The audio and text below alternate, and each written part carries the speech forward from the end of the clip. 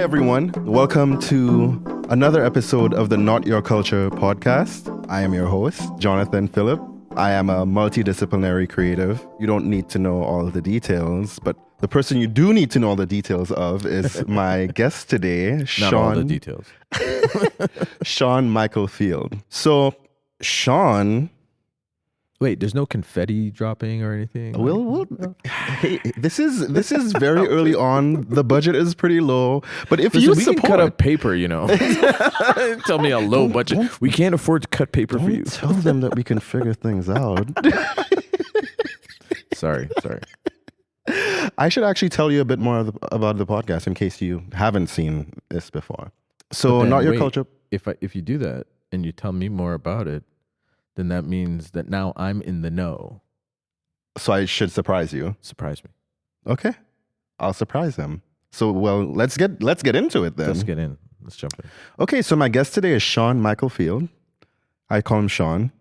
Some call him Sean Field. I call you Johnny. And Sean is... I think it's easier to say what Sean isn't. But Sean has so many talents. What I have listed here is I start with creative because I think that's an overarching thing that, you know. Yeah.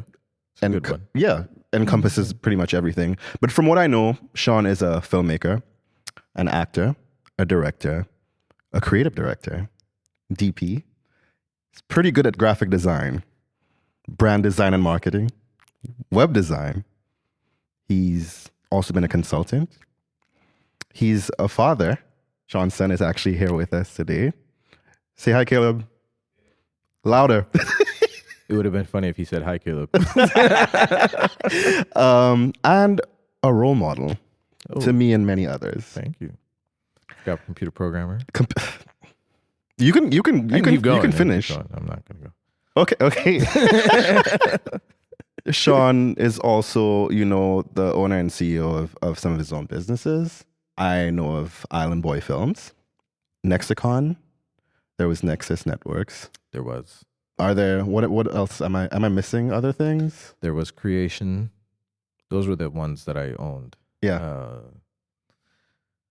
Yeah. Those are the only ones that I owned. We don't need to go that far. But there's into a new one coming. Oh, okay. Or two. Some of the work Sean has done, he's worked for several big name brands. Done some stuff for Ciroc, for SeaWorld, Burger King, working with HBO. Macmillan Publishers, Ashanti.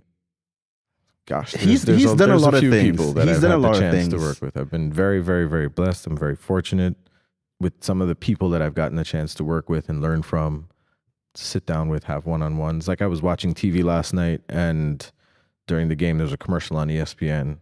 The guy comes out and he's pulling out the garbage and he's complaining. He should have taken a knee, and he's talking to himself. And then the ESPN sportcaster is there and, they engage in this little conversation. The neighbor comes out and I turned to Caleb and I said, yeah, that's my friend, Tori. It's my boy in the commercial.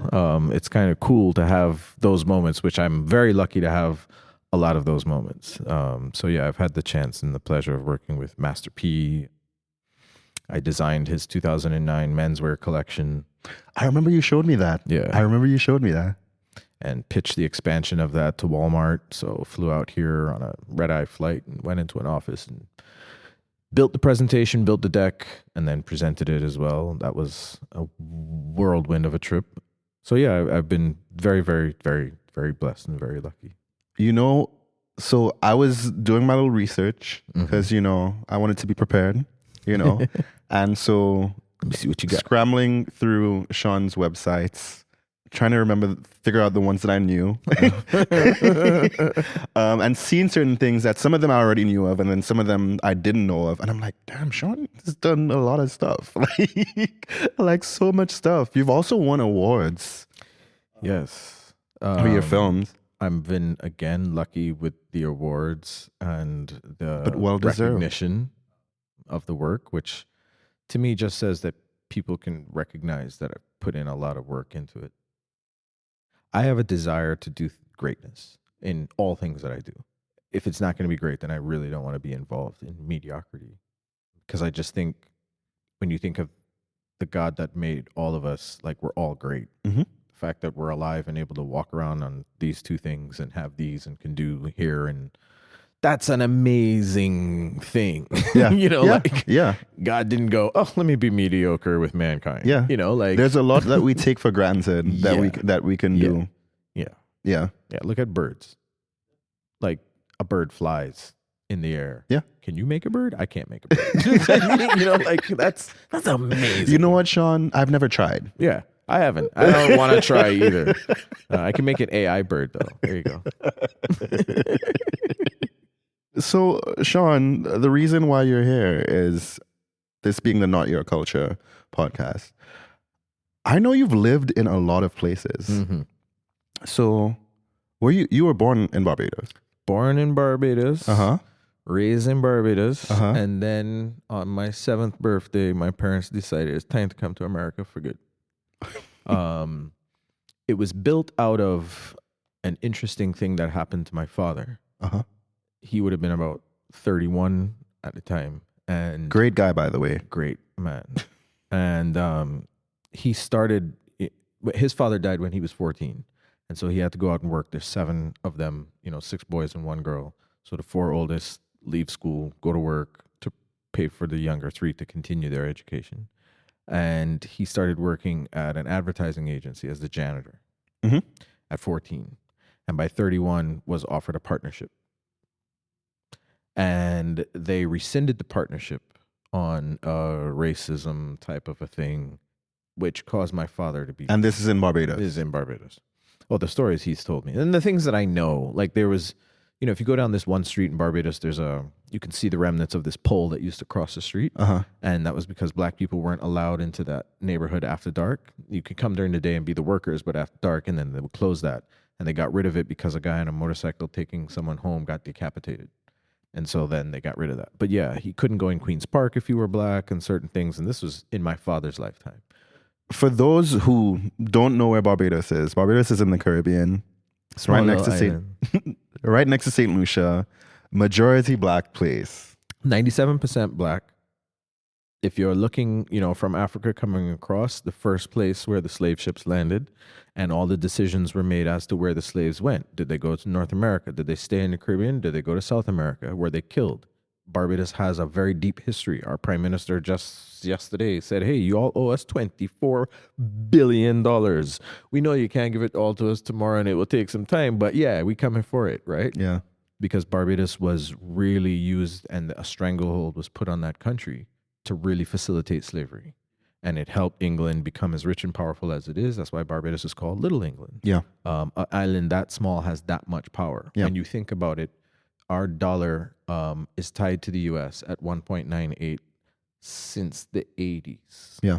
And it's the only country that has not fluctuated. Why is that? I don't have the answer. But when you look at an island that small and you see it, then you know, all right.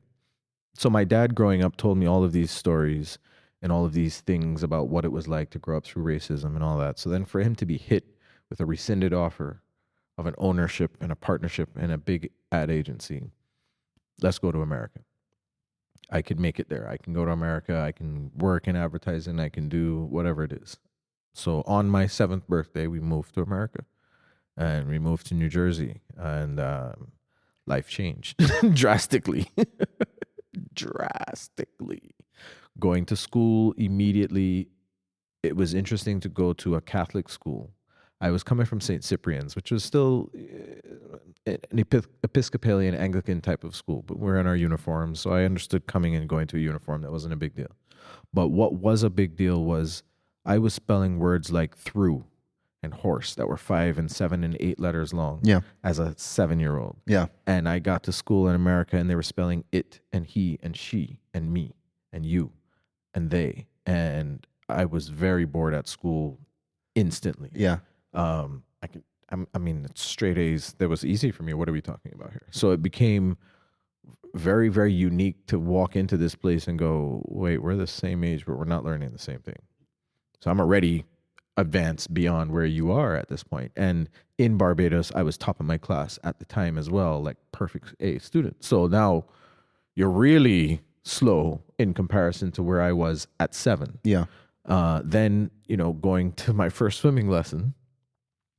And they have the pool, and it's divided up into the four corners, and there's the baby, and then there's the intermediate, and then there's the advanced, and I went through all of those in like 1 week. It was because at 5 years old, my father took me to the pier and threw me off in the water and said, "Swim for your life, boy," and walked back to the pier, and I made it. I'm still here, right? So you learn to swim different. So at that point, coming in, going into like official swimming classes, I was like, in a pool? Are you kidding me? I was like, listen, I could swim the length of this pool under it, like holding my breath. Yeah. So it was a culture shock coming here, and then experiencing racism at 7 years old as well. The first time I had to go stand at the bus stop. Which I was going to ask you about, because it's like your father left Barbados because of racism and bigger opportunity. And as we get here, I gotta go to school, standing up at the bus stop, and whoop axe, feel this sting in my ass. What the hell is that? I get shot in the butt with a BB gun from a kid across the street. Nigger. I was like, okay, welcome to America. I'm 7. And during the pandemic, a friend of mine got in touch with me and said, "Hey, I got Al Jazeera's doing some interesting stories during the pandemic about racism and different things. Do you have a story?" And I said, "Well, there was this kid, and I remember you very well, and I know your name, and I mentioned your name. I won't do it here and call you out because you're an artist now, and I see you doing your thing. And anyways, but we were playing kickball. I don't know anything about kickball, but I sure as hell know about football and kicking a ball. Yeah. So when you roll the ball to me and tell me kick it, I kick it hard. I'm kicking home runs left and right. So I'm doing great for our team, but the other kid on the other team unhappy, and he calls me a nigger. And now at that point, I don't know what this is. Yeah. So some of the kids start laughing. Some of the kids are in shock. I start laughing because they're laughing. So now I've taken the power away from him. Yeah. And now he feels embarrassed, and he runs up to me and he pushes me down, and I jump up, and the teachers stop it immediately. And my father says, "We're going to go to his house," and we go to his house, and we pull up. We don't even get out of the car, and his father opens the door, flips us off with the bird, and calls us niggers, tells us get out of his yard. My father flips him off and drives home, then tells me, "If a white person says that to you again, call them a honky." And I was like, "You mean like a car horn key?" Like I was like, what? I mean, I'm like 8, 7, like this isn't making sense to me. What is a honky? Yeah. I don't, anyways. So that didn't work. I didn't call anybody anything. But during the pandemic, I reached out to find this guy, and I found him, sure enough. And he's still living in the same town, and he's an artist, and he does paintings and different things. And I reached out and I said, "Hey, Al Jazeera wants to do a story about you and I and an interaction we had when we were like 8. And I don't know if you remember me much, but I would love to see if we can do this." And he was, back and forth. He responded, "What's it about? What's it about?" And I didn't want to tell him, and I didn't want to, I said, like, they just kind of want to talk on camera and we could talk it out. And then he was like, "No, not interested in doing that." And I was like, I wonder if he's still racist. Right. Which is why we won't say his name on air. But I know where you are. Yeah. So that was New Jersey? So that was New Jersey when we first came. Uh-huh. But then we quickly went to Connecticut. We didn't even stay in that school for a full term. Okay. Because I had cousins in New Jersey and I had cousins in Connecticut. My mom really likes to shop. So, Connecticut was like a little bit different, and there was like a mall, and and it was quieter and these kind of things. So we went to Connecticut, and we were able to just relax out there. Had a cousin's house that we were at first, and then from there we, did our thing. So from Connecticut, fast forward to college? No. Connecticut was 7 through 12. Okay.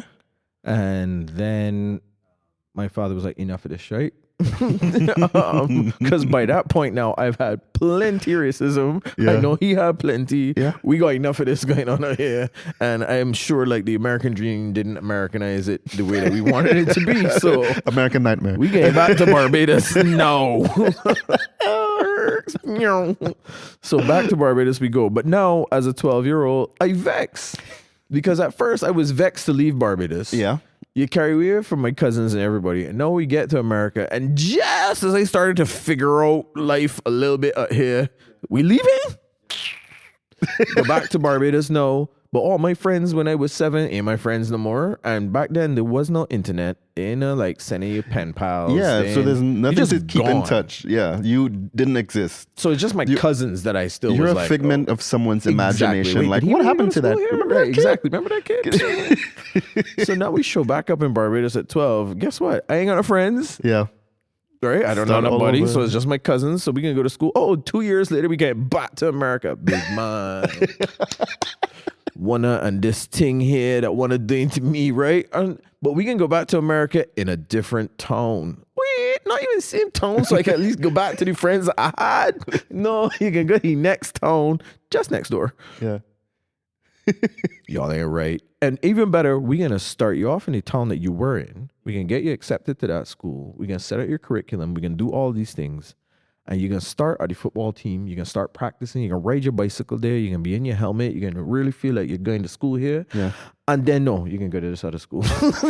Last minute in this other town. So, no, here I am going, okay, I don't know no one in this school. A lot of movement. A lot of movement. A lot of movement. I have moved over 40 times in my life. 40? 40. I have had over 40 addresses. I had 40 addresses by the time I turned 40. See, this explains so much about you. I'm a nomad for sure.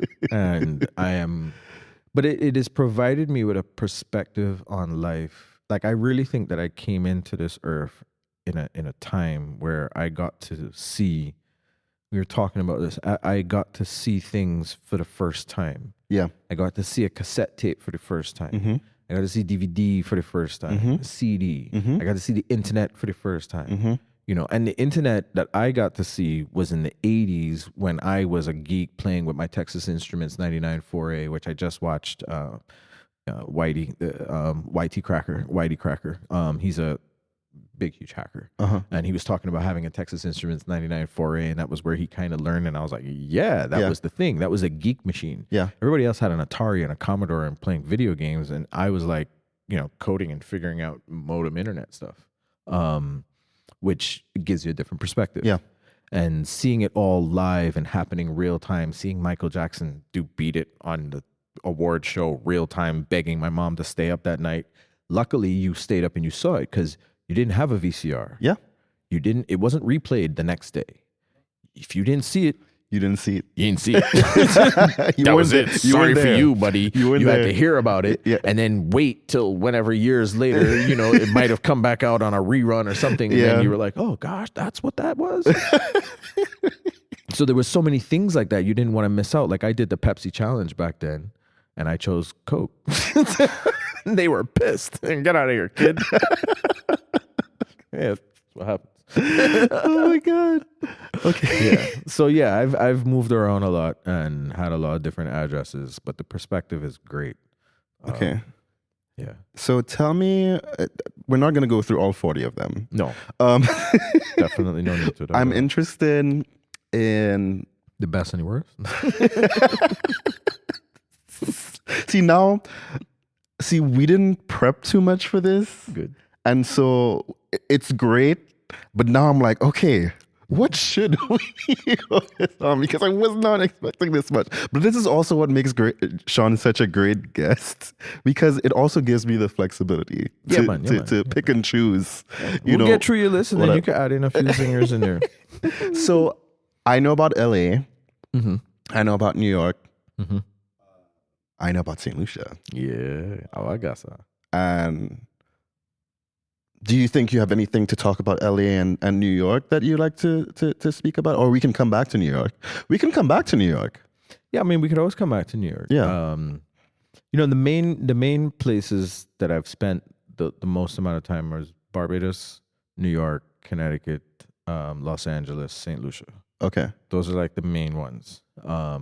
I spent shorter stints in other places. I spent a whole year trying to figure out which Caribbean island I was going to live in. So that was from Trinidad to St. Martin to Jamaica to Cayman. And St. Lucia was his favorite. And then ended up in St. Lucia and was like, wait a minute. How come y'all didn't tell me about this one? Yeah, this is it here though. Yeah.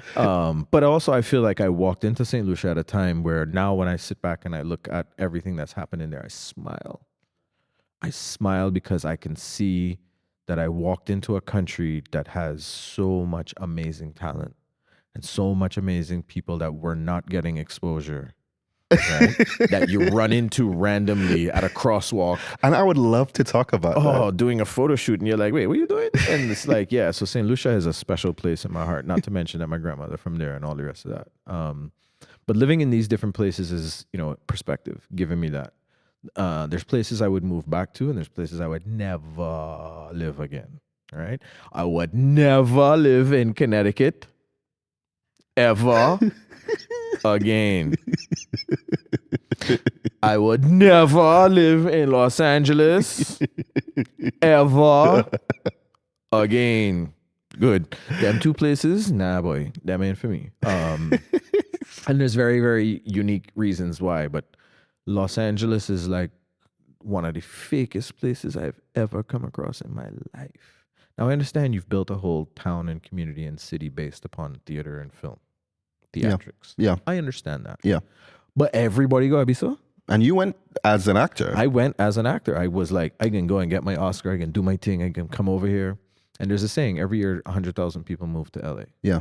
After the first year, 10,000 is left. After the next year is 1,000. After the next year is 100. After the next year is 10. Yeah. And after that is you. Yeah. So when you get down to the 10 phase is when you should start to begin to see some of your successes happening, which is true. I saw it happen just like that, right? But what you tend to also see happen is there's a lot of people who weren't able to succeed in their dream, can't give up on the fact that that didn't happen, move into roles where they control other people's dreams. And if it didn't happen for me, it's not going to happen for you. And you see that. And you get within 5 seconds of meeting people, where do you live? What do you drive? What do you do? And there's this filtering of who you are as a human being. Yeah. And if you are not on a level that can help me achieve my dream and goal or what I came here to do, I don't need to know you. And that is sad to me. And I was warned about it before I went. And I was like, nah, it can't be really like that. Yeah. And then I got there and I experienced the weather and the people. And I said, they lied on the brochure. They lied on the brochure, LA. One thing they didn't lie about is when you go south and you head towards Long Beach, that part ain't fake. That part, not fake. You see Snoop and all of them and all of that going on out there? Yeah, I made the mistake of wanting a Jeep Wrangler because I had a Jeep, a Land Rover Defender in Barbados. So I want this Jeep Wrangler. So I'm out there like looking only at Jeep Wranglers and I'm test driving, not liking, get to one I like, and it's like the blue of Barbados's flag. There we go. We going with this. And then I had to go down into the Long Beach area. Mm-hmm. And I had to go and see a friend that I was going to do a movie with. And I pull up at his house. And he come outside and see my Jeep. And he was like, yo, get inside now. So I run inside the house. What happened? He's like, bro, yo, this Crips and Blood shit is real out here. I was like, and me still like, what are you talking about? I don't understand. Like, I'm not dressed in anything. He's like, bro, you drove a blue Jeep down that street to come here? And I was like, oh shit. I gotta go home. When we leave, like, oh, this is real? This ain't some movie like color shit. No, this is real, bro. Okay, so he's like, so when you leave here, I'm gonna tell you. This man was just trying to represent his country. Like, just trying to represent Barbados blue, that's all he was trying to do, innocently, trying to be patriotic. I went to play football out there, and I was in LA, and it was like a public park. And I was like living near there, and I drove by one day, see the men playing, stop, ask a question. They said they play these days. I come back the next day, got my boots, come out. Men separate teams. We get on the team. All right. I playing, and a man on my team. Game no start. Ball come to us. I clear the ball from the defense, send it forward, because I play defense. I stand up back there. This man turned to me. Yo, fool, what set you from? I said, what? What set you from, fool? I said, I'm from Barbados. And he was like, what? And then the other guy was like, y'all stop this now. I was like, wait, this man want like fight me. I'm on his team. Game no start. You want? He was thinking about it. He was. I don't know where his mind was, but I was like, this is the last time he came in this park though. I ain't trying to come here and dead playing a football. And then eventually I found the Irish and all the other European leagues, and then the Australian men and a couple of the black French fellas, and I was like, right. Yeah. Now we could play some ball. Yeah. And then I was playing my ball out there, which was good. Yeah. Yeah. So LA, never again. Understandably so. especially, you know, and this is something that even New York isn't as bad, but this is something that I struggle with sometimes in New York, where it's like everyone, St. Lucia, Barbados, the Caribbean, it's a community. Mm-hmm. You know everyone. Mm-hmm. You know, even if you don't know everyone, like you've seen them. Oh yeah, and they've seen you. And if we're in the same spot, like you're good. Yeah, you know, there's someone watching. You don't even have to know the person's name, but yeah, you all know each other. You're watching each other's backs. You know, and people, if someone comes up to you and they talk to you, they actually do care about who you are. They'll ask you, who's your mother? Listen, there's a hilarious story that I was leaving LA to go home. And I was acting, and we were doing this student project at UCLA. And I told the guys, look, I have a flight like this afternoon to go to Barbados. I have to leave here by a certain time. No problem. Call time in the morning. You're going to be done by a certain time. We're there. And like the prop guy forgot something. And we were shooting in a parking lot. So he had to go far to come back to the park. And I'm like, you know, looking at the time. So they came, finish, and I just ran out of there in a suit. Boom. Get to my house. My roommate was like, I'm going to drive you to the airport so my car can stay there. My bag was already packed. So I just ran in, grabbed my bag, got in the car, LAX. Get out LAX. He take off, go inside. Where you going? Barbados. We need your passport. And I don't have my passport. I'm going to Barbados and I don't have my passport. I have my green card because I was in my wallet, and I have my driver's license. And she says, well, you can get back into the United States without a problem, but I don't know what you're going to do when you get to Barbados. I said, nah, I can be good in Barbados. Yeah. She said, all right, go ahead. I get on the plane. I land in Barbados. I come to the counter. No. I said, yeah, I forget my passport. All right, you got to go in this room behind here. All right, go in the room. So the woman says, so you have anything to identify you, who you are? I said, well, I'm here to play Grantley Adams, the name of this airport. I don't think they will have an actor coming in to play him that is not a Bajan. Yeah. But if that isn't enough, here's the program from it, because we did this 3 months ago and I'm back for a special run of it with my picture and name in it here. Yeah. Woman says, nah, not good enough. I said, wow, okay. My uncle used to work at an airline here. I mentioned his name. You know him? Nah, don't know him. I said, okay. My parents, Marva and Mike Field. She said, wait, that's the couple that's been in the newspaper dancing all the time? I said, yeah. She said, oh, all right, you good.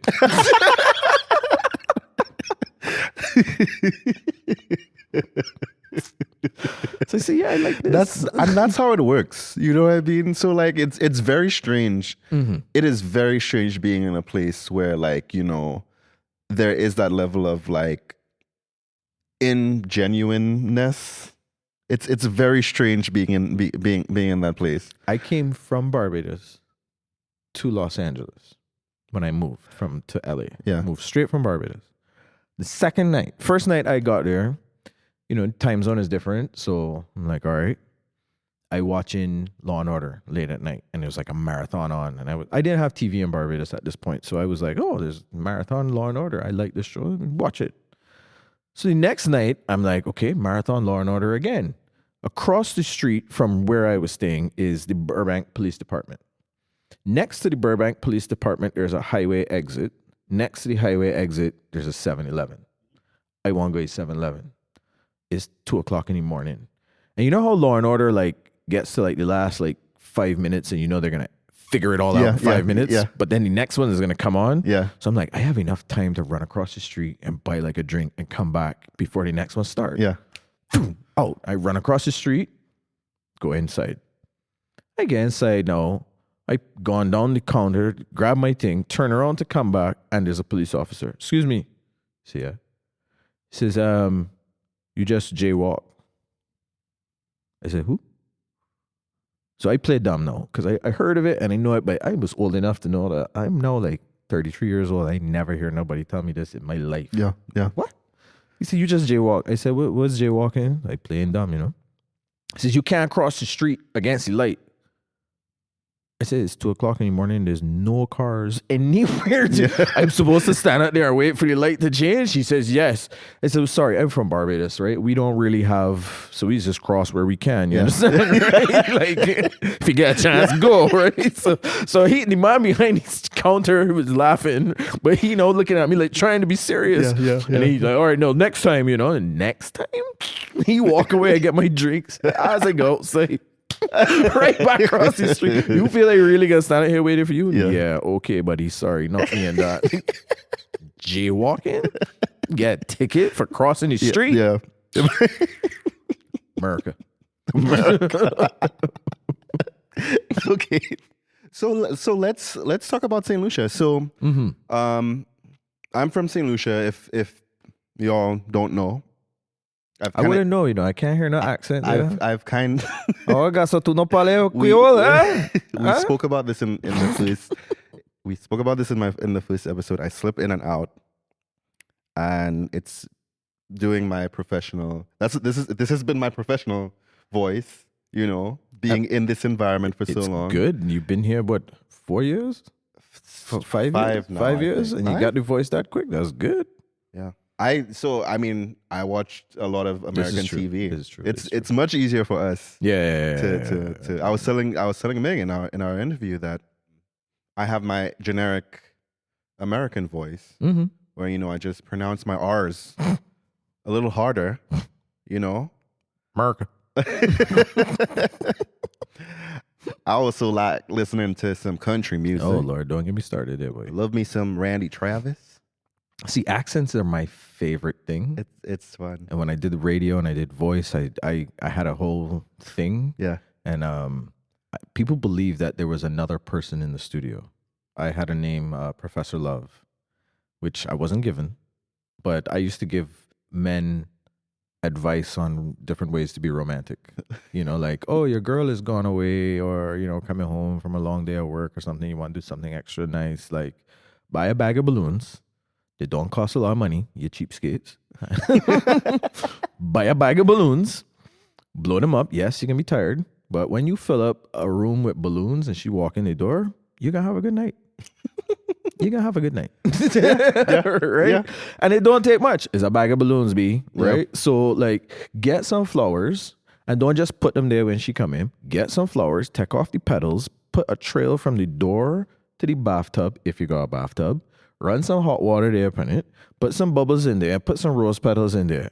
I'm just saying, the roses, you could stick them in the water or you could do that. You can have a much better night one way or the other. Right? So, as Professor Love, I gave these kind of commentary. But then sometimes I would do a sidekick to Professor Love. And I would do this guy named Sean Wan. Okay. And Sean Wan is going in the studio today to talk to you. How are you doing today, Sean? I'm doing good, yeah. Sean, you need to calm down sometimes, though, because you're getting here with this energy. Of course I come in with the energy. You understand? This is how I have to be when Sean Wan is on the radio. So, I love doing accents and doing stuff like that. If you're listening to the radio, you might think that's two completely different people in the radio. Yeah. And I'm just there talking to myself. Yeah. And I think talking to myself is where it started. So I just found, I just told you about my friend Torius in the commercial. We did a film together called Two Brits and Some Mexican Cowboys. Okay. And I just found the trailer last night. Hilarious. But it's like a Lock, Stock, and Two Smoking Barrels kind of comedy type thing where we come to America, British non-gangsters, just two normal guys trying to get through in America. And one of the guys finds a car And he's like, great, we got a car. And it turns out to be a police car with a bunch of guns in the back of it. And he's like, wait, how'd you get this? He's like, I borrowed it. And he's like, you borrowed it? The keys weren't it. I just drove it away. And so they try to sell the guns to some Mexican gangsters. And it's a hilarious comedy, but never came out. So I saw the trailer and I played a Brit in that. And true story, walked into the audition with a British accent. Yeah. Told him that I was from London. Yeah. Told him I was from Lewisham specifically. Yeah. Kept going with my British accent the entire time I was in there with you, mate. Yeah, what are you talking about, yeah? So like the more I kept talking to the man kept believing I was from London. And I'm sitting in this audition the entire time, like, what do you want me to do? And then we just started going down the road. Next thing you know, I get the part. And I shoot the whole film with the London accent and don't tell them anything until we're done. And they were like, yo. I just love doing being named after Sean Connery. That's another one that I had to work on for a while to make sure that I could perfect the sound of Sean Connery because he speaks with this very specific accent and his very specific lisp. So I would have fun with accents. So yeah, that's a thing. So going to Lucia and getting to like now reconnect with my grandmother roots. Yes. And some of this Palais Creole and Gassa, that's the one accent that I can't quite get. They're so good, you know. You still have too much Trini going on inside there. There's my Trini breaking into my Lucian, and then there's all kind of problem and all kind of thing there. But funny enough, when I land in Barbados, if I talk with other accents, they swear I'm from that island. They don't even think Barbados. I'll land in Barbados and talk with a different Caribbean accent, and they will swear I'm from that island. I'm like, wow, but no, I'm from here. Yeah. Funny. Yeah. So yeah, I'm from St. Lucia, if you didn't know. And I'm a global citizen. and Sean is a global citizen. But Sean and I first met in St. Lucia when I still lived there. Mm-hmm. And I was doing a photo shoot for a brilliant up-and-coming St. Lucian musician, rapper called Smalls. I'm trying to get him on the podcast. Oh, that would be so dope. So stay tuned. Smalls. You gotta big out Smalls. You gotta big out all Illusion artists. Yeah. Yeah. That's mandatory. Yeah. Because I had some fun there. I got to shoot some music videos for some of us. Like KO, my brother, Aisha. Like there's some great KO is artists. supposed to be on the podcast too at some point. He's already agreed to it. Dope. So yeah. Dope. I was just looking at Bayfest stuff too and seeing Rob Zai and different people. We're getting into that, Sean. Stop spoiling. Sorry. My heart is bleed, Lucia, you know. So I'm doing this shoot. And Sean tells this story better, and I'll chime in when I need to. So I'm doing this shoot because you have to get it from both angles, right? And you know, when there's two malls, and there's a crosswalk between the two malls. Don't ask why there's two malls across the street from each other. But I'm doing this like Beatles Abbey Road, kind of thing, with Smalls. Playing around with my little camera tricks, my tripod and everything, you know, that kind of thing. And this guy's just standing there, you know, observing what's going on. Waits for, you know, the right time, walks up and he says, you know, introduced himself. Yeah. Said he's a filmmaker. He's been staying here for some time. He's from Barbados, you know, gave me his card. Says, hit me up. We should, you know, collaborate, do some work together. I hit you up.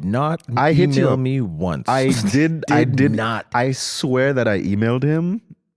I went to his website, saw the things, said this guy's cool.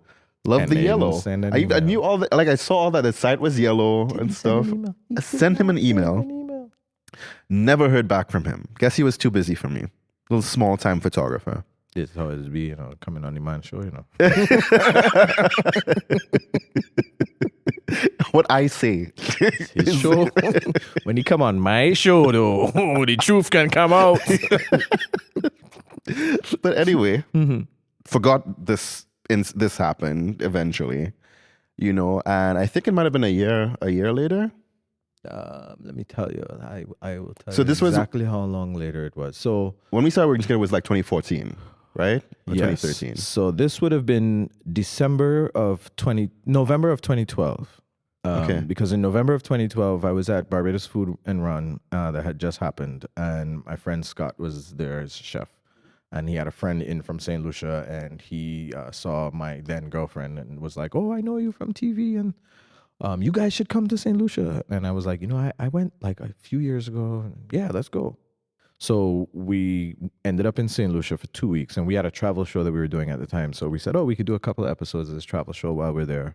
And yeah, while I was walking, trying to understand why there was a mall across the street from another mall, separated by only a crosswalk, one big massive mall and another 2-story mall. Still don't know why.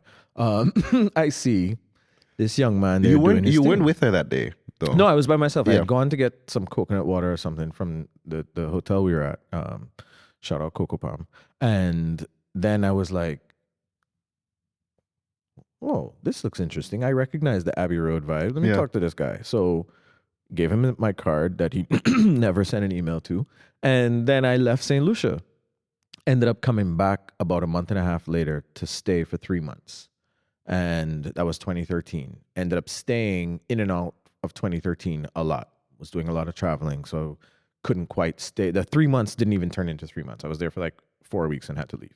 So by now, August of 2014, a friend of mine from here in New York was doing a film festival in St. Lucia, the inaugural Piton Film Festival. Okay, And she said, "Hey, I know you're a filmmaker, and I know that you're in St. Lucia, and I know you have a film. Can I put it in this festival?" And I said, "Sure." And I hung up the phone from her, and I said, "I wonder if I can make a film between today, Monday, and next week, Friday, when she has that festival." So I called my good friend, Jason Jeffers Fitzroy, and I was like, "Oh, you think this is possible? Here's what I have access to. I know a guy with a boat, and I know this. And, I don't know much on island, Yeah. And he was like, "Go for it." So that night I wrote the script. He said, "Well, what about a sukuyan?"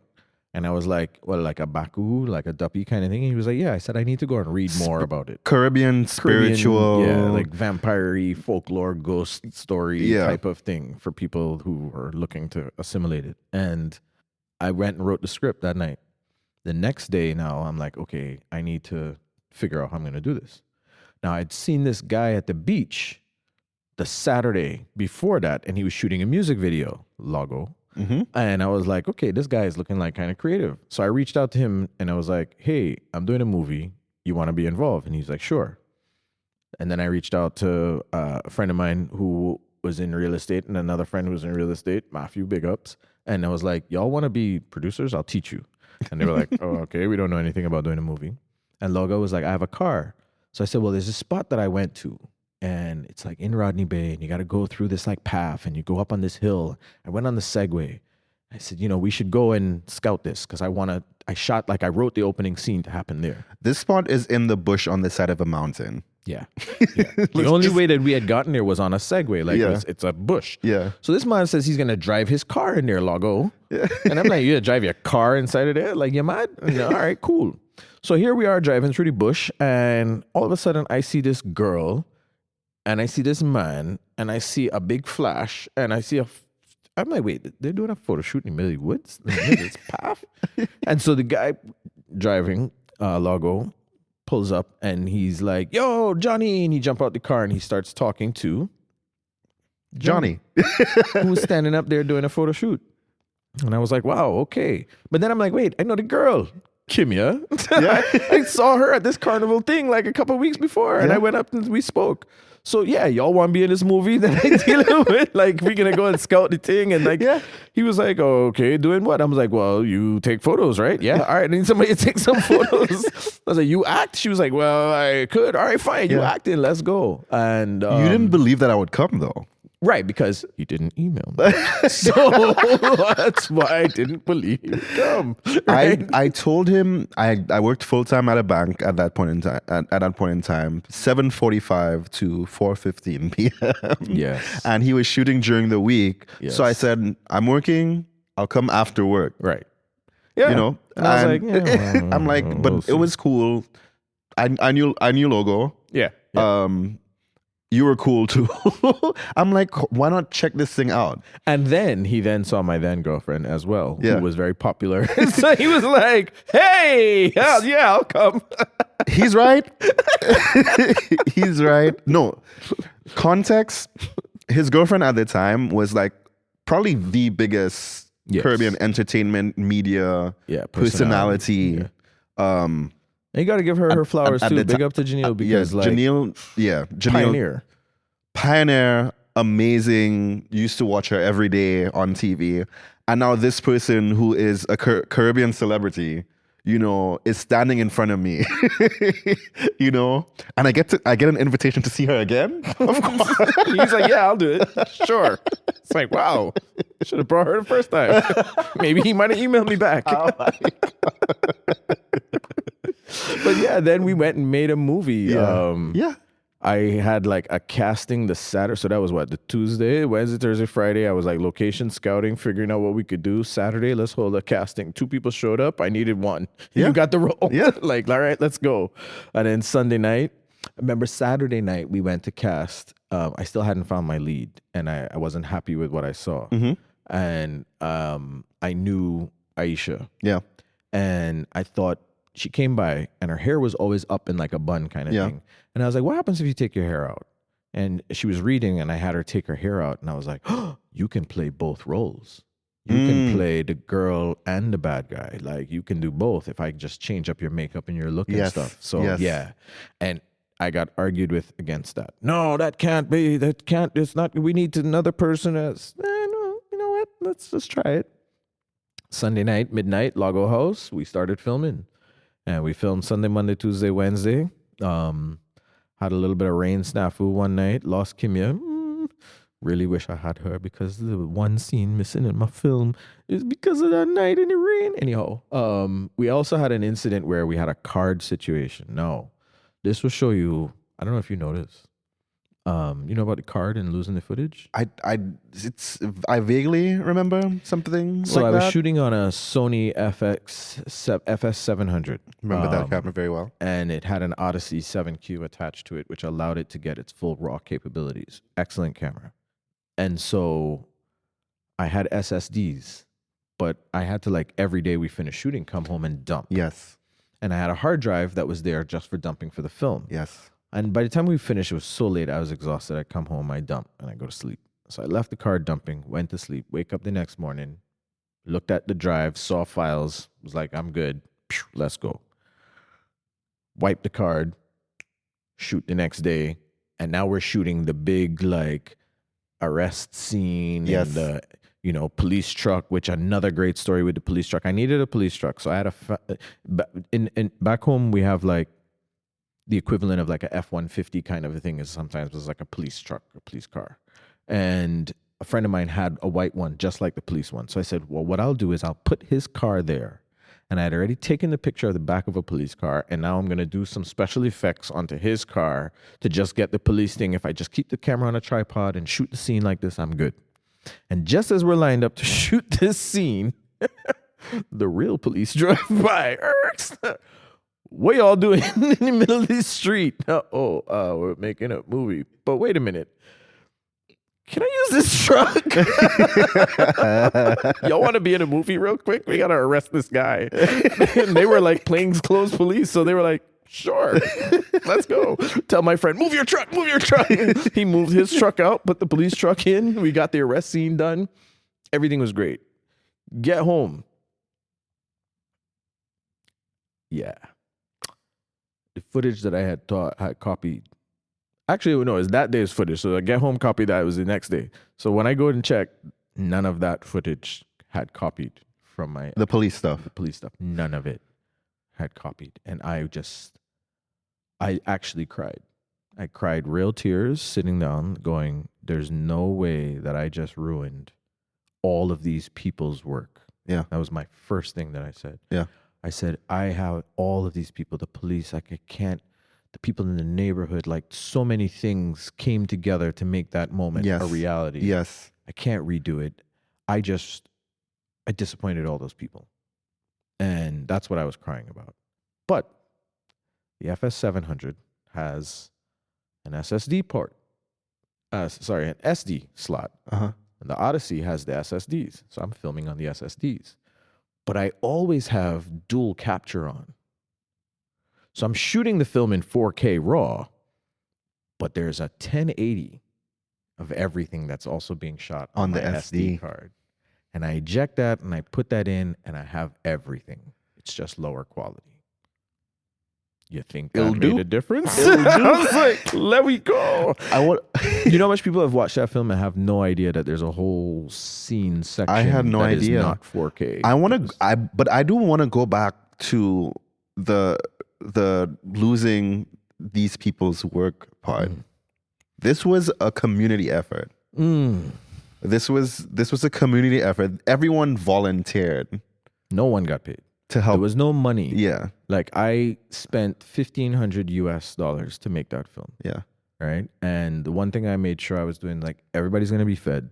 I got to rent a car. I've got to spend the money where I've got to spend the money. There's things I can't avoid. But talent and crew and people and the bar and Irie Bar. And, you know, what I also find that's amazing about that is, like, you know, teaching my sound guy how to do sound, you know, teaching, you know, with Lago, walking him through how to get certain shots. Yeah. There's this behind the scenes video of where we rehearsed. There's a slow push-in scene with a fight that we wanted to do, and so they have to cross. And Lago and I, and 1, these are the steps. And 1 is here, 2 is there, 3 is there, and like we're out there in the morning, 5 o'clock in the morning. We're at his house at midnight because we want to do this. This is our passion. This is our joy. And to enter that film's trailer into the Vimeo trailer of the week and winning Vimeo trailer of the week was huge. Entering it into the Aruba Film Festival, getting to go to Aruba. The first night that I'm there walking down the red carpet, I see Virginia Madsen, who I've loved since her movie Fire with Fire when I was like 13. So I go up to her and I tell her, hey, I'm a big fan, you know, and I tell her why. And she's like, oh, you must be a big fan. Yeah. And I said, yeah. She's like, well, why are you here? And I said, my film is in this. She's like, what one is yours? And I said, Sukuyon. She said, you did Sukuyon? And I said, yeah. She said, come sit with me tonight. And so she brought Janelle and I with her boyfriend and her, and we sat in the reserved row for the opening night of the film, sitting next to her. And then Tyrese comes and sits next to me, and I'm like, what is going on right now? And I said, did you see the film? She said, yeah, of course I saw your film.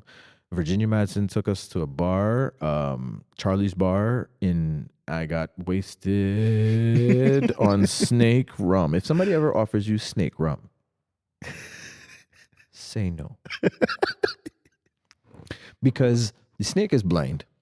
First of all, the man behind the counter gonna say, we don't have snake rum. Yesterday I texted a friend who works for Red Bull, and he's like, oh, and I'm like, oh, you're in Aruba? He's like, yeah. I said, go to St. Nicholas and go to Charlie's Bar. He's like, actually, I'm on my way there now. I said, ask them for the snake rum. He texts me back, they said they don't have snake rum. Yeah, they do. And then he texts me back, oh, they do. I said, yeah. Are you outing this man's? No. Everybody will go and drink the snake rum. He just tells you no because he doesn't want the regular tourist kind of thing to come and have the snake rum. So no, you can't have it. Yeah. And then it's Virginia Madsen. She's been, she's a celebrity kind of thing. He's going to give it to her. We have a picture of it. I mean, maybe doing one is okay. Don't do what Virginia Madsen's her brother's Michael Madsen. If you saw Kill Bill, he's in that. There's a certain kind of going on, right? This woman drinking with me and like putting down, and we did 3 of those snake rum shots amongst other drinks that night. And the next day I had to sit on a panel and talk in the morning first thing. Shout out to Angel Manuel Soto, Blue Beetle director. He and I did that panel with 2 other great filmmakers. Alain Bedard from Martinique does anime, great animator. So we finished that, and I just make a beeline for the toilet. I'm puking. I'm like, oh my God, this is terrible. I'm sweating. I come out the bathroom, and in walks Virginia Madsen floating. What's wrong with you? What's wrong with me? How are you perfectly fine? Like, we drank the same thing. Yes. What are you made of? Yeah. But I had a great time with her there. And the fact that the film then ended up, she's the person who stood up on the bar at when they were giving the awards at the hotel, and she stood up on the bar to give the award for jury prize to Sukuyon because they didn't have a category for best short. Mm-hmm. And so best film went to another great filmmaker from Denmark, and she did a documentary, And so Virginia Madsen got up and said, I didn't think it fair that there wasn't a best short category because this film deserves to win. So we're giving it jury prize. And I won. And I was like, wow, look at this community effort. People with no money and incentive of money behind it, just wanting to do something, tell a Caribbean story, turning into a victory for all of us. Yeah. And that was great. And I also got one other award for it, which is still in my house and is very dear to me. There's a man in St. Lucia on the street, and he takes a little string of like aluminum, and he makes different ornaments, different things. He'll make you a flower. He'll make you whatever. He was watching us film, and he was watching me work with the tripod and the camera, and he made a man with a tripod standing up. Yeah. And he gave that to me. And I consider that my Grosillet Award for this film. So that sits at my house. I'm very proud of that. And that film. Because then that film also did other things. You know, immediately I got phone calls from around the region, people asking how I shot it. Yeah. What did I use to shoot it? What cameras? You know, what there was like all of this. Yeah. Meanwhile, I edited the film in a hotel in Haiti on my laptop. Dude, there's a special effects in there. I did all that on my laptop in a hotel in Haiti with the electricity going out every single day. Yeah. While shooting, 4 weeks in Haiti. Yeah. Having just come from Trinidad, shooting 2 weeks in there. So it's like I finished the film, went to Trinidad, went to Haiti, went to Miami. Yeah. And just filming. Oh, I got to edit this film while I'm on the way there. Yeah. And then that's where the transformation to the beard happened. Yeah, I didn't have a beard before that. That's true. That is true. Because when I went to Haiti, the things that I saw changed me as a person. Okay. And are you okay with sharing? Oh, yeah. I'll start from when I landed at Fort Lauderdale Airport. Janelle had a 3-hour wait because the airport was under construction, and everybody who's not U.S. had to wait. It was just that section of the airport you had to wait. So we had 12 bags of equipment that I carried out in 2 carts by myself, and now I'm sitting outside waiting for her to come out. That day when I collect walking sticks, as you know, and I went into town to collect one, and as we were driving down the street, there's people selling goods on either side of the street and in the middle of the street, and the car had to like drive over people selling goods. I'm feeling terrible. My friend from Haiti's like, don't worry.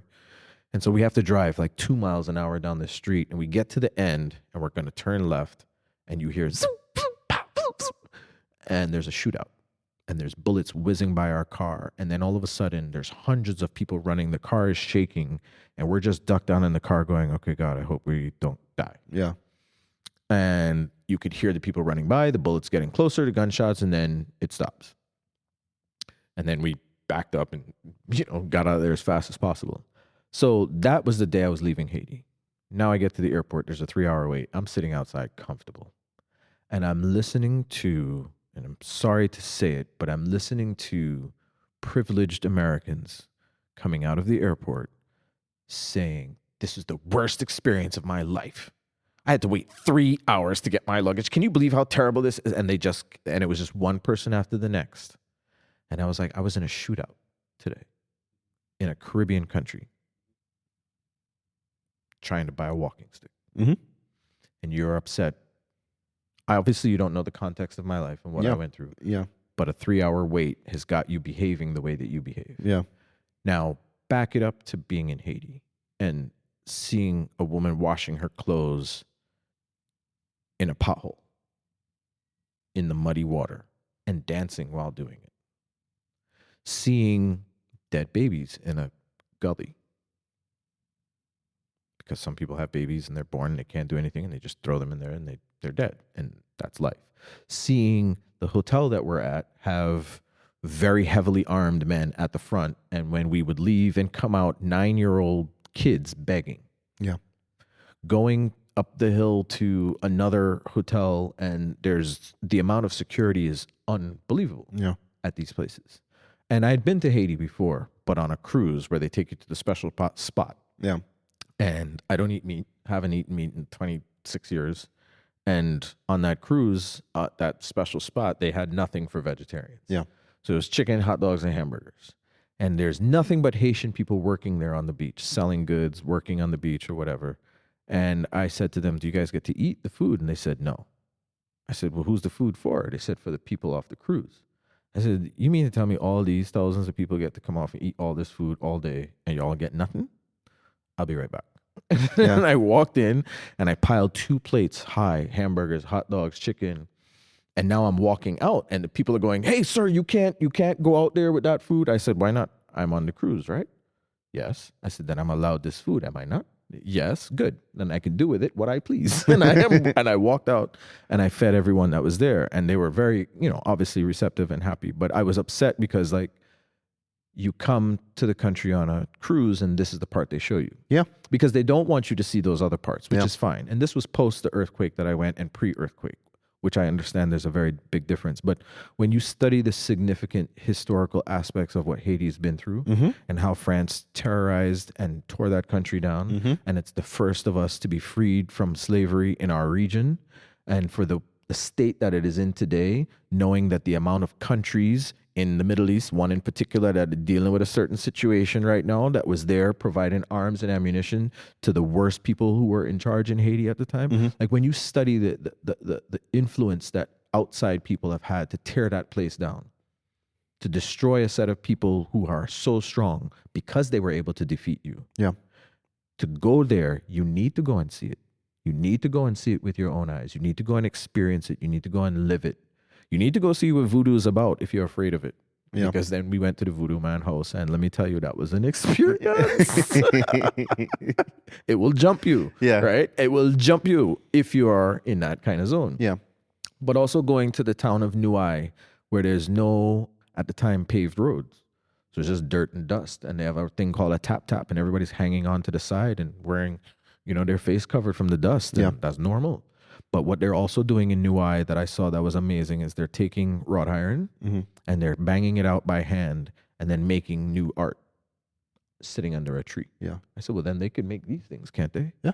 Right? Why can't Haiti manufacture metal? If they can bang that out by hand, we could put a manufacturing plant there of metal and hire thousands of people tomorrow. Yeah. But it ain't being done, right? And that kind of beauty in that country is unbelievable. So we went to, they have a big, huge film and music studio there. So we went there and we shot there and we got to learn about Jacmel and how Jacmel helped Venezuela become independent. Yes. The sails, the ships that sailed from Jacmel straight to Venezuela. Like the history isn't taught in history books in the US or for most people to know, oh, that's how Venezuela got their freedom because of Haiti. Yeah. But you don't talk about this. So then when you talk about Haiti, people only think voodoo and poor. Yeah. And that's the narrative they want you to voodoo, keep. Poor earthquake. Voodoo, poor earthquake. Yeah. You think of Ethiopia, they want you to think of poor. Yeah. They always want you to think of, oh, the famine kids from Ethiopia. They don't want you to know about Selassie. Yeah. They want you to know about Falashes, and we can talk about the Falashes, right? The black Jews. They don't want you to know about the Ethiopian Orthodox Church, the rich history, the soil that's so fertile. Yeah. They just want you to think famine. Yeah. And so narrative is important. Same thing with us being from where we're from, right? Yeah. For me, Barbados before was a place in Jamaica. Now, because of Rihanna, Barbados is its own place, right? Yeah. But up until Rihanna, I say, oh yeah, I'm from Barbados. And a man looked me in my face in LA and asked me, what part of Jamaica is that? And so with a straight face, I said, well, you leave Montego Bay and you head towards Kingston. And when you get to Kingston, you're going to take a left. Now you're going to keep driving straight. At that point, when you reach Antigua, you're going to turn right. Now this is the next set of a straightaway that you have to take. And you have to be very careful. You're going all the way down this straightaway. When you reach St. Vincent, you want to turn left. If you hit Trinidad, you've gone too far. Now, our West Indian people love this. But if you don't know geography and you think it's in Jamaica, I want to see you try and find this place. Right? And the man looked at me, oh, wow, thank you so much. Yeah. And I was like, wow, where did you go to school? Yeah. What books have you ever read? Unbelievable. Yeah. I still, to this day, at certain times would like go to places and meet American people and say, can you name the 50 states? And give them a pen and paper and sit down next to them with a pen and paper. I can name more states than people born and raised here. Yeah. And it's because we had to come here and we had to learn more about the culture here than the people here had to learn about it. I had to know your history to pass your test.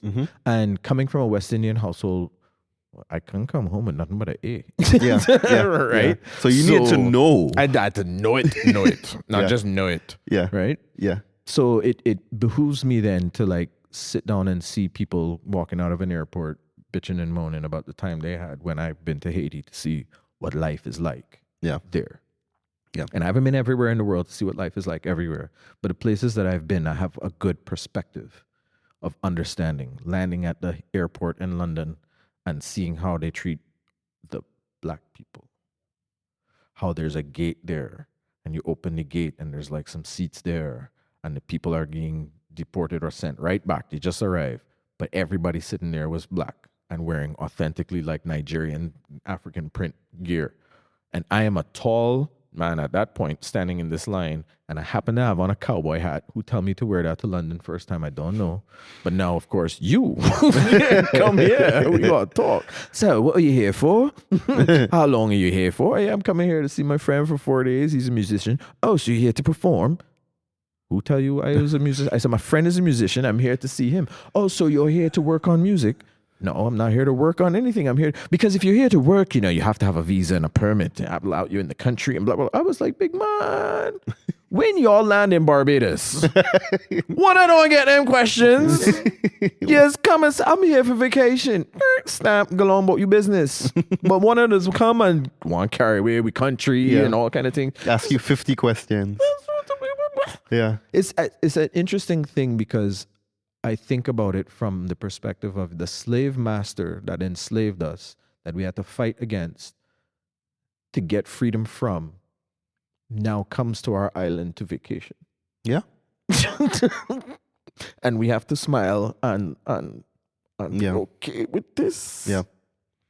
Yeah. Wow.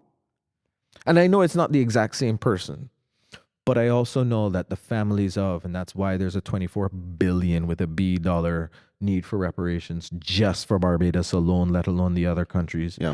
When you think about the families that were enriched, you know, I say it all the time. There's a Frigidaire, there's a Kenmore, there's these appliances that have the names and the last names of people. Yeah. We don't have that. We can't point to that. We can't point to a Suzuki or a Yamaha or a Honda. And those are just from Japan, right? We can't point to the television names or the appliances names, or we can't point to... We don't know what our names were. Exactly. We don't know what our names were. When I see that... Our names are someone else's name. My last name is Field. What do you think my ancestors were doing? They weren't in the house. I can tell you that. They were not in the house. I gave you one guess where they were, right? So it's like, when you call me Shawn Michael Field, I'm like, big man, on paper, my name is so white. Yeah. Shawn Michael Field. Yeah. If I were to put on the most, like, I've gotten away with it. Hello, good day. This is Shawn Michael Field calling. I'll be there to pick up the Mercedes at 3 p.m. Oh, what color would you like, sir? Because there's no questions asked when you hear that. And then I come walking in the door, dreadlock Rastaman, and it's like, oh, sorry, Mercedes? We don't have it. Right. And I've done that, and that has actually happened at a car dealership. I went in and they suddenly didn't have any more. The next day? But yesterday, Shawn Michael Field on the phone, that sounded like this. You were ready to bend over backwards to give him whatever he wanted. Yeah. Yeah. Right. And I purposely walked in there with my hair in a tam, right? My Selassie pin on. Yeah. Wearing my ice gold and green. Like, I want you to know is a Rastaman walking in here that you're seeing. To see how you're going to treat me. Yeah. To know that what I did yesterday on the phone proves my point. So, Shawn, you have so many stories. Yes, I do. So many stories. But I am very interested in your storytelling. Mm-hmm. Film specifically. Yes, my love. And we spoke briefly about another film, Sukuyan. Mm-hmm. But another film that I'm familiar with, I didn't work on, but I know very well, is your film Egress. Yes. And so the synopsis is did you direct it as well? No, I did not. Michael Gooden, big ups to him. He directed it. Christina Voros, big ups to her. She shot it. And I wrote, produced, and acted. Okay. And then edited. And Shawn had the lead role. Oh yeah, I forgot that part. Yes. Shawn acted in it. So acted as a lead role in that. Film, you want to know where it started from, or? Well, I would love to, but just to give context about why we're talking about this film. Okay. I don't know if you guys have got it, but like this is called the Not Your Culture podcast, and you know the first letters of each of these words spells out NYC. I want confetti, man. You need a confetti button. And although, you know, a lot of my conversations throughout this podcast are centered around, you know, people around the world, my grounding is my New York experience. And the book that I'm writing, also the same title, is grounded around my experience in New York. And there's so many things I've experienced. There's so many things that I've seen that, you know, I discuss and I talk about as part of the culture shock of living in a different place. Something that has been, it's one of the first things that you notice when you move here is the situation of the homeless in New York. The homeless, the mental health crisis, it's bad. There's just so many people who have come to this city who it's a very difficult place to live. It's very expensive. It is very cold sometimes. Like today. And I'm not even just talking physically, it's also socially cold in some as well. It's gotten more socially cold, I think. The city before 9/11 was a different place. And since 9/11, it has changed drastically. There's a tension that wasn't there before. And that adds to some of the coldness. Okay. Before 9/11, there wasn't that tension at all. So it was very loose. Hey, I'm walking here. You know, like there was a cool factor of New York. Yeah. Right. When I got here at first, you know, Broadway and Times Square was crazy. It was like my parents were like, you ain't going nowhere near there. Yeah. Because it was just, you know, strip clubs and peep shows and all that kind of stuff. And then it had a transformation, late 80s kind of thing into the 90s, and you started seeing a little bit more tourism and that kind of stuff happening. And then, you know, September 11th happened, and then everything changed. Yeah, yeah. But New York homelessness really struck me right away as well. Yeah. Because I always say back home, seeing a homeless person in Barbados, there's one thing I know. He can find food. Yeah. There's a tree he could climb.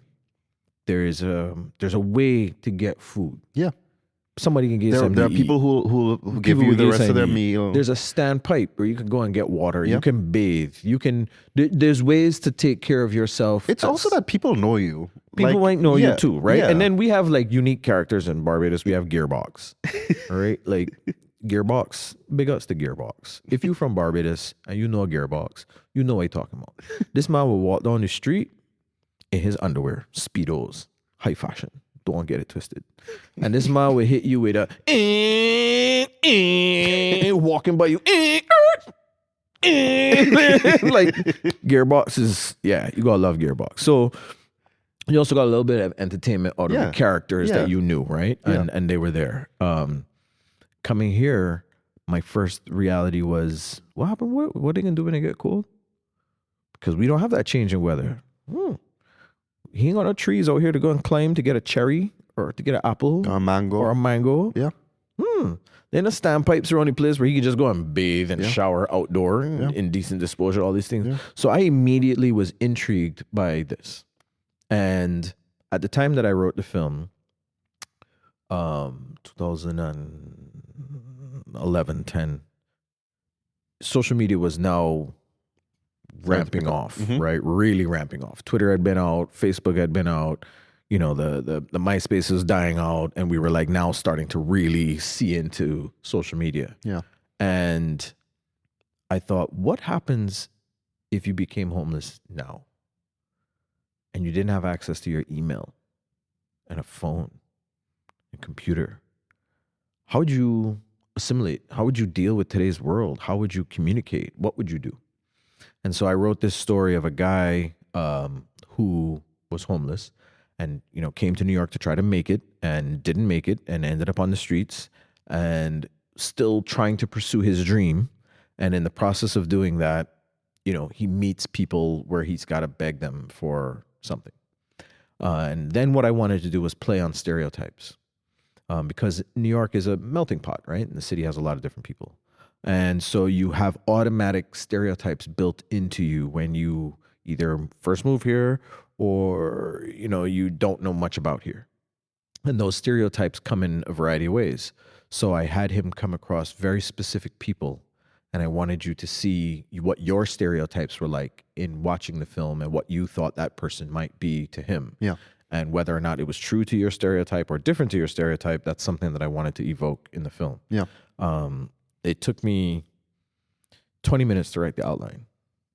I knew it was there. I always start every film by writing an outline. So it took 20 minutes to write the outline. And then from the outline, script was done in no time. And then, started to work on getting it out there. I had a friend that took me to an event here in New York to see a bad B movie that taught me how the industry worked, which got me into following relativity media and really understanding the business side of it. She had introduced me to another guy, Larry, my producer. If you don't know Larry Osei Mensa, go look him up, art curator extraordinaire. So I was like, hey, have you ever made a film? He's like, no, you want to make one? Sure, let's go. And, we did a Kickstarter, and then we went to the Bowery mission. We said, we want to work with you guys in really understanding a little bit more about homelessness and how it affects people. And the first thing I learned is that no two people's story is the same. Mm-hmm. And, most people think this is drugs, and it's not always, by any stretch of the imagination, always drugs. Yeah. The Bowery Mission men that I met and had the chance to work with, who was in charge, was once homeless, worked his way through the system, and is now in charge over there. Well, I don't know if he is now, but at the time. Then he was like, wait, you're from Barbados? Yeah. And he brought me in the kitchen, and the head chef was from Barbados, which was a fun thing to see. So one of the things I did in the film, for example, is I wore a bright yellow jacket. And I remember the director was like, oh, I don't know, I'm not sure about that choice. And we did a scene in Grand Central. And when I was editing, I could hear him talking, and he was like, wow, it's so easy to find him in the shot. Yeah. It's like, good thing he wore the yellow. Yeah. But the reason that I wore it was because, and some people had brought this up when they saw the film, like, oh, his teeth look too clean, or he looks, I said, when you go and you see homeless people in New York, there are some who are one way, there are some who are another. They get an opportunity at the Bowery Mission when I was there, and what I witnessed is people donate Jordans. Yeah. They donate the best of clothes. Yeah. High fashion stuff, you know. And now there's a homeless guy outside in a pair of Jordans. Now, is he going to wear them, or is he going to go sell them to get whatever? You don't know who's picking up whatever. Yeah. But yeah, you might see a homeless guy in a pair of Jordans. Don't be surprised, right? People will donate that to them.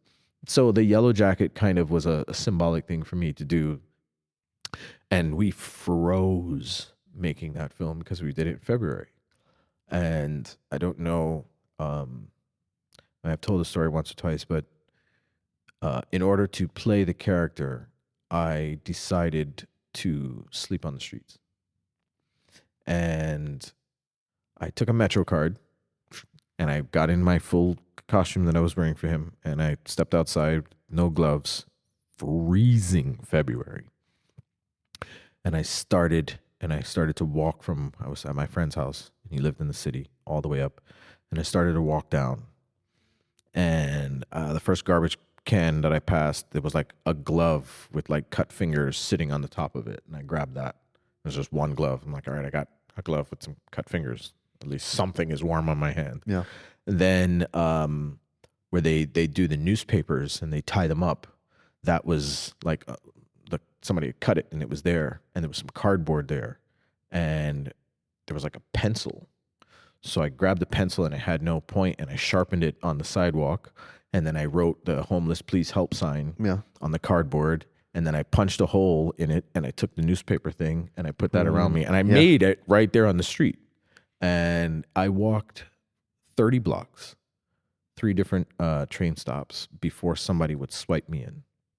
The MTA employees I begged wouldn't swipe me in. And I wasn't trying to climb over it because my character had a certain walk and stuff. And I was begging people, it's late at night, and we're holding the door. Finally, 30 blocks later, somebody swiped me in. I got in, got on the train, went down to like 42nd to kind of see where maybe some other homeless people were. Didn't really see anyone. found like a construction that was happening, and they had like their scaffolding with a little bit of like the flappy thing, and there was like some cardboard there. So I just like pulled a big piece of cardboard behind it and lay down and went to sleep. Yeah. You don't sleep very long on the street in February. You sleep 5-10 minutes at a time because you hear people walking by. Are they going to kick me? Are they going to do something to me? You don't know. It's freezing cold. Cardboard ain't doing nothing. Nothing. There's no heat conduit at all happening there. And after I don't know how long, I was like, I don't know. Where am I going to go? I don't think I should just lay. I should probably just keep moving because it was so cold. And walked in around the corner, and there was a McDonald's there. And I stepped inside to get warm. And the lady said, do you want some hot chocolate? And I was like, oh, sure. And she said, here, you can go and sit. And there was 3 other homeless guys there. She's like, I give them hot chocolate. And I was like, thank you so much. But then I was like, I don't want to be where the other homeless guys are because I'm not homeless. And I don't want to have them feel like I am in some way insulting them. Yeah. So let me leave. So I left. And now I'm on the street again. And it's cold. Freezing, right? Yeah. So now I'm like, I don't know where to go. So I walked down to 34th and found myself at Madison Square Garden. And I saw homeless guys like walking in. And I was like, where are y'all going? And they said, oh, they let us sleep inside.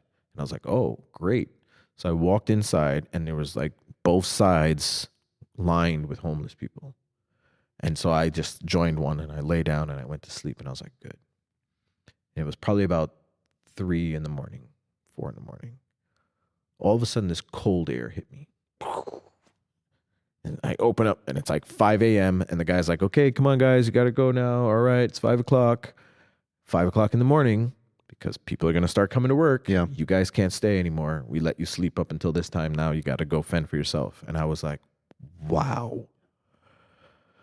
And that's when I was like, okay. I mean, bless them for that, though. Bless them, of course, for it. But it was like society can't handle it, right? Yeah. And I thought, wow, what an interesting narrative. And I'm making this film. This is great research. Now I can go home. And that's when I swiped the card and I got on the train and I went back to my friend's place. And I was like, I've done enough research. I've been out in the street for one night, which is more than enough for me to understand everything I need to play this role.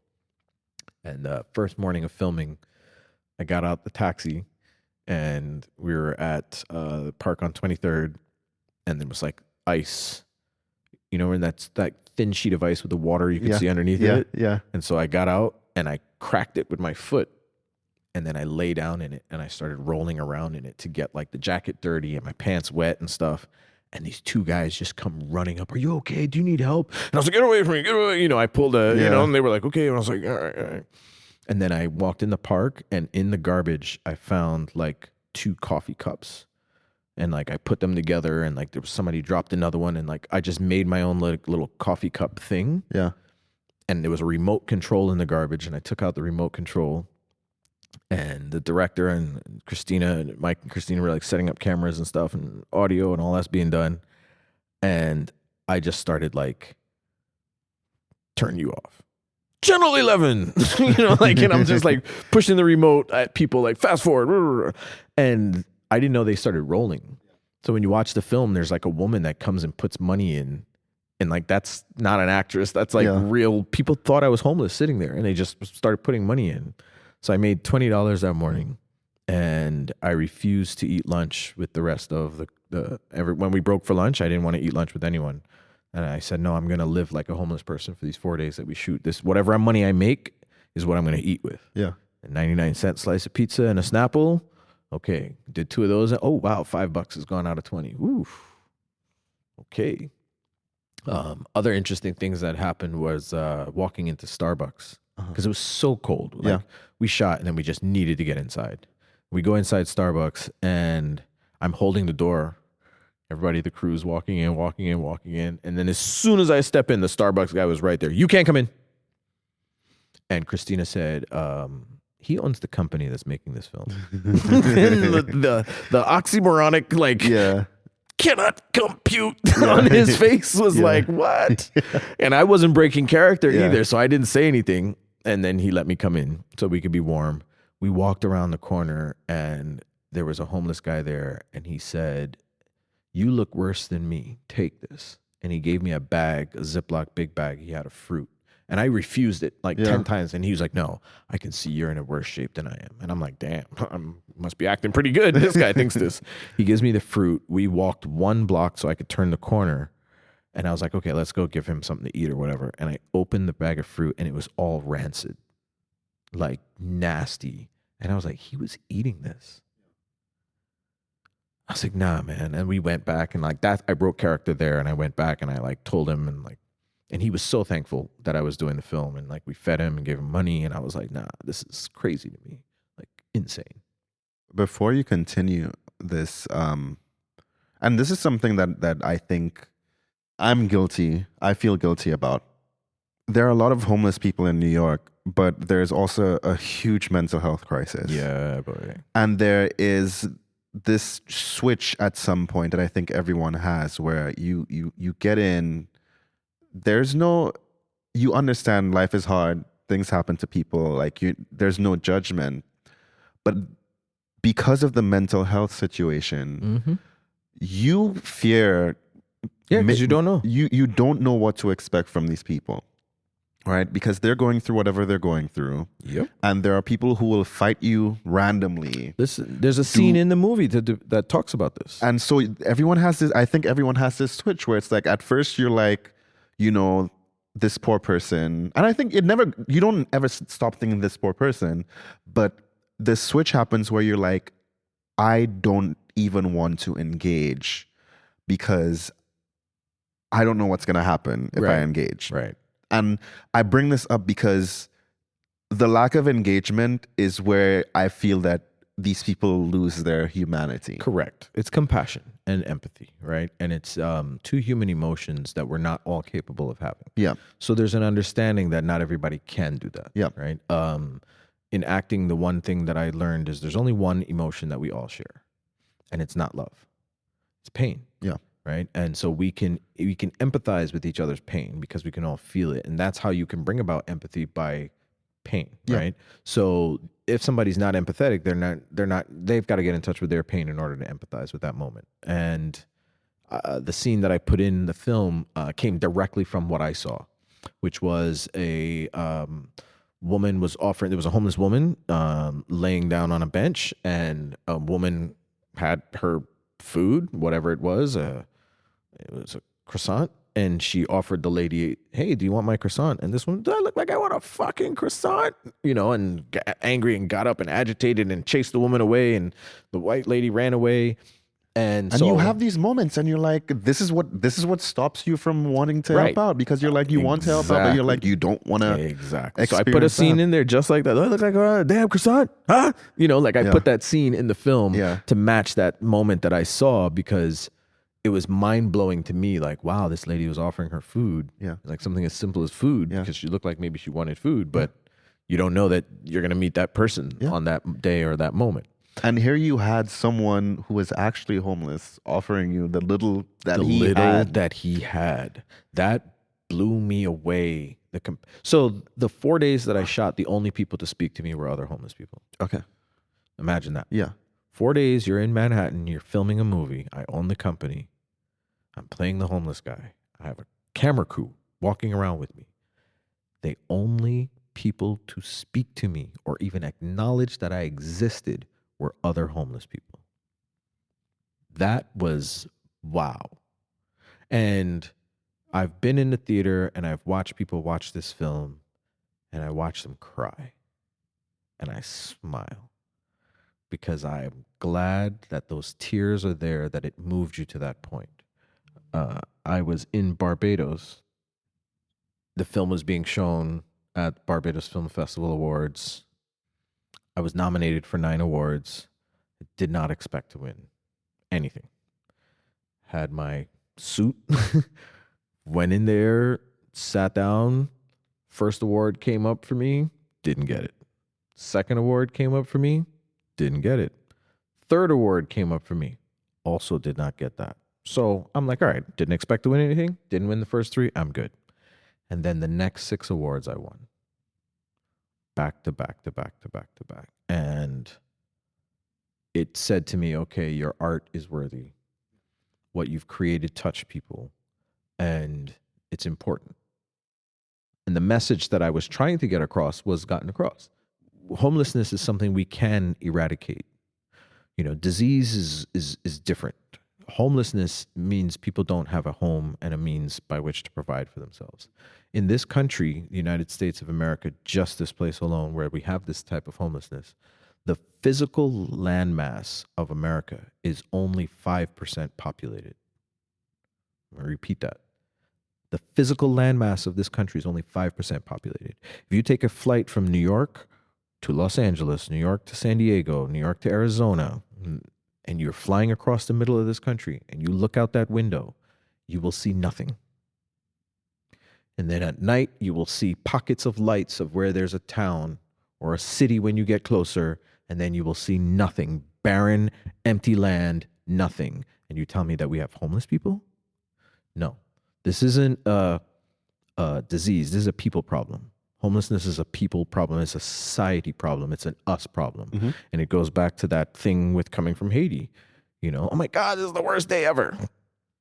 No, it's not the worst day ever. And in the context for you, if that's your worst day ever, things are great. Things are amazing in your life. Yeah. Right? And so I think there's a lot of people who are born with an ability to understand helping themselves and their family and their friends and their close ones, and that's it. Yeah. And then there's other people who understand that the world is a lot bigger than that, and we've got to reach out our hand to everyone. I was told when I went to the summer program that I went to go into university, I was told that when you reach the wall, somebody's hand is there to reach back and pull you up and over it. Well, as soon as you get over that wall, you don't run and go on your own merry way. Your responsibility is reach your hand back over the wall and help the next person over. And if you take that, and being told that as an 18-year-old young man, like it did something, right? And so it's why it was important for me to, hey, okay, now we did this film. Yeah. Can I teach you? Do you want to learn to edit? Do you want to learn? Sure. Logo, do you want to come and learn? Sure. Gideon, you want to come and learn? Yes. Kendall, you want to come and learn? Yes. Like whoever else in St. Lucia that was there, you want to come and learn? Yes. Come, I will teach you guys. You ain't paying me nothing. I don't want nothing from you. I want to take what I see as a natural skill within you and pour whatever I can into you to help fill your cup up so that you can then go out and fill up other cups. Yeah. So that now when I sit down and I look at all the talent in St. Lucia and I watching all this skill happening, Shamar doing this body doing that, Wavemaker, everybody, I'm smiling. I didn't give you talent. You had the talent. I just gave you encouragement and opportunity. Yeah. Right? And believed in and stood behind and said, you can do this. Come, let's try this. And when I had the chance to pay, here, I'm going to pay you. So like, those are the important things that I think are necessary. And that's where like Egress kind of came in. I was able to bring Richie, my friend Richie, into being in the film. I was able to bring in another friend to Chiwale and make him a producer. I was able to do those things. Yeah. And then did not have enough money to edit, to pay an editor. So then I had to edit, and it took me 3 years to edit the film. I was like, yeah, it's not good enough. It's not good enough. I need to go do ADR. And I had to do all these different things. Yeah. And then I'm in Cayman. We have Nexus Networks TV happening, and I get a phone call and it says, hey, are you sitting down? No. And it's my associate producer, Jermaine. Shout out to you. And he says, well, I entered the film into a film festival. And I was like, big man, who tell you to put this film in there? I can't believe, I tell you don't do nothing with film. And he said, but you won. I won what? Like best short? And he was like, no, you won the whole festival. And I was like, what whole festival? And he was like, MCNY, like Metropolitan City College in New York. And I was like, wait, what? And I won the whole festival, and then I sat down. I just finished exercising. I was still sweaty, and I was standing up in the kitchen with my boy Luigi. And I was like, wow, I won the whole festival with this film? Wow. Okay, I must have done something right. Thank you, Jermaine. So yeah, that film is like real near and dear to me. It's important for me to put out things that have some sort of a message in them, some sort of, as I said, I want to talk to the stereotypes in the film, which is great. Like there's a white guy in there with a very thick Italian accent that you think one thing about and does something else. Yeah. You know, there's a black woman in there, you think one thing, does something else. You know, and then within the film, he has his own conflicts of his own self. You will see him doing some self-reflection in there. You will see, you know, a moment of deep downness for him. We shot in the rain, like all of it. Like he had his monologues too. Yeah, he had his monologues that he worked on, like all of it. There's one part where there's one scene in there where we were down by the bridge and we walked down to the bridge and I only had like 2 lines to give and I just went off monologuing and Michael just let me go and Christina just kept shooting. And there's a part in the movie where you see where I say, I'm not crazy. And you'll see me turn to somebody and say, I'm not crazy. There's an actual guy who walked by and he's like, yes, you are. It's typical New York fashion. And I turn and I acknowledge him. Yeah. And so I put that in the film. Yeah. You know, and then there's a moment where I kind of like take it in. And that's the moment that I've seen people in the cinema cry at. That's the moment where friends have told me, man, you really got me there. And that was all improv. None of that was scripted. And I love that about that. Yeah. You know, the very end of the film, none of that was scripted. There's some other areas where it wasn't scripted. We just did it. There's a laundromat where we were like, I wonder if we can steal this shot in here. We're in the laundromat, we're stealing away. And then the little Asian woman comes out. What the fuck are you doing in here? Oh, sorry, we're just trying to get this scene. We'll leave now. Yeah. But hey, we got the shot, right? Yeah. So there was a lot of like cool things like that. And one of the things, as you know, that I like to do is put everybody who's working on the film in the film. In the film, yeah. So my director's in there. You know, like my production manager's in there. There's different people that you will see that you don't know. Those are the people who are working on the film that are in there. Same thing with Sukuyan. I like to do that. I mean, it's great that, you know, I think the unscripted moments are always the best. These are what make these moments special. Yes. And I'm happy we went unscripted with this interview. That's where you get because the rawness. There's so much. You're someone who I've known for a while now. It's almost a decade at this point. And I've heard a lot of these stories. And a lot of these stories I haven't heard. And I know that you're a really great storyteller. You did not let me down. I don't think you let anyone down today because this was such a lovely, eye-opening, wonderful experience. It was. I appreciate it. And I thank you so much, Sean, for coming to do this and have this conversation with me. Listen, Johnny, thank you for having me. Thank you for doing this, that there's a platform to have this. I mean, I'm trying. No, you're not trying. You're doing. I'm doing. Trying is failing with honor. You're right. You're doing. I'm doing. But I have people helping me who are reaching out their hands to help me do as I reach my hands back out. That's it. To help share their stories. That's it. Each one teach one, each one reach one. Exactly. And so at this moment, I'd like to say thank you, Sean. Thank you, Ming, who's behind the camera today. Big up to Ming.